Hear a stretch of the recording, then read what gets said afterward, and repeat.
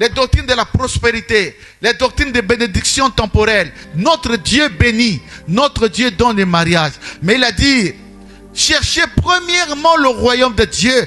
Il a dit, ne soyez pas comme les païens qui aiment prier pour le matériel. Ils croient qu'ils vont recevoir. Non, votre Père sait que vous manquez ça. Il vous les donne sans même que vous n'ayez prié. Ça, c'est l'évangile. Ça, c'est la parole de Dieu. L'obéissance, c'est obéir à Jésus. L'obéissance, c'est se repentir des péchés. La priorité, c'est abandonner les vaines manières de vivre. Le plus important, c'est pardonner ses frères. Le plus important, c'est obéir à Jésus. Ces choses viendront après. Où est cet évangile? C'est comme si on a perdu les pédales. C'est comme si on a perdu les pédales. Revenons à la parole de Dieu. Le réveil, c'est la parole de Dieu. Même si le réveil, il y a les miracles, mais dans un premier temps, c'est la parole de Dieu. Aimez la parole. Prédicateur, prêchez la parole. Prêche une parole riche. Lis la Bible. Trouve une parole bonne. Sémons le goût de la parole dans l'église, pas le goût des miracles.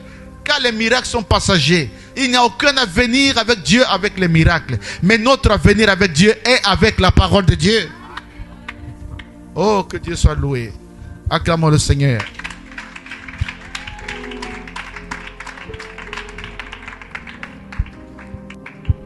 Lèvons-nous, nous avons terminé.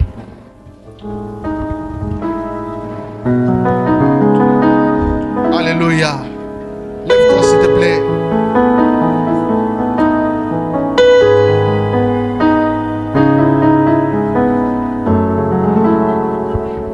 Je lance l'appel à tous mes enfants. Aimez Jésus à partir d'aujourd'hui. Aimez Jésus beaucoup. Placez Jésus au centre de votre vie. Le deuxième appel que je lance, aimez la parole de Dieu. Ne commencez pas la journée sans avoir médité la parole de Dieu. Et quand vous la lisez, mettez-la en pratique. Ne soyez pas distraits dans les doctrines des miracles, de prospérité. Non, ça ce sont des distractions. Ça c'est le vent. Le réveil c'est la parole de Dieu. Le réveil c'est la repentance. Ce n'est pas ces choses-là.